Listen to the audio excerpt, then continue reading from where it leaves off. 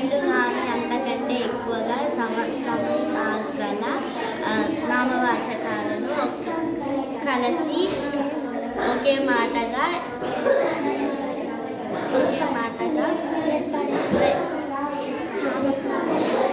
సామసామ్యం వంద సమాసం అంటారు.